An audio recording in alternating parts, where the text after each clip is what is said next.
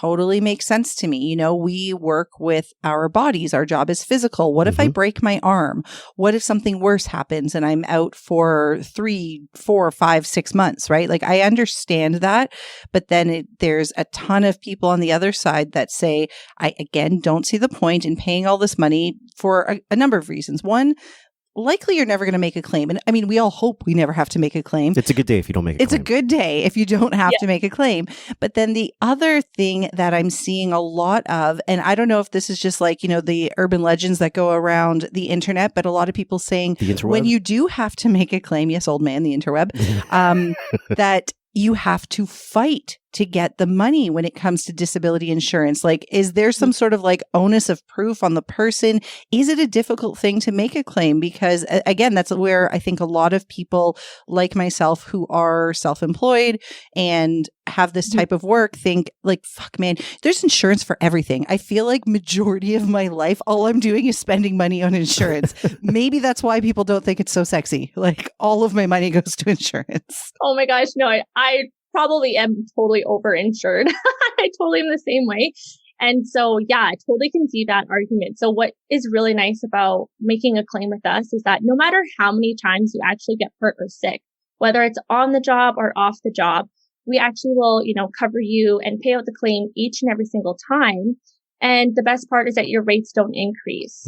So as long as your claim is legit, you know, you actually did break an arm, you actually did get sick, the company is going to pay out. And, you know, that's just our claim to fame is that we actually pay out claims because I know it's hard when you put in a claim and you're like, is this going to work out? And the insurance is fighting with you. But as long as you have all the right information and it is true, the company pays out. And I've been with this company now for just over a year and I just sent in my 6th claim and every single claim has been paid out within, you know, 15 days. So super fast, super easy process. So it's very different than, yes, the traditional car insurance, things like that you have to wait on. So is Amanda describing something that's accurate though, or is that just the Facebook land, you know, exaggeration? Yeah. Do people have to fight with their insurance? Like this is something where I always say I'm so naive to this shit because for me, it's like if something wrong actually happened to me, why am I being punished for it? Right. So does this happen? Or like little loopholes. Like, for example, I'll give a little bit of backstory how we ended up on this podcast, right?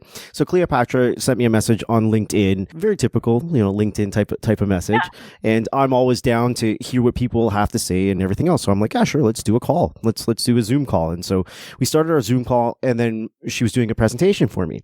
And it's a presentation that I've seen something very similar before because we have a business course. We have a 2-day business course. And we used to bring in someone from an insurance company to talk about all this stuff because we figure, hey, we got a bunch of RMTs here. They're all self-employed people. This is stuff that they should know about. Even if they're not interested, at least know about it. So then she's going through her presentation and I was like, okay, you know, let's just pause here.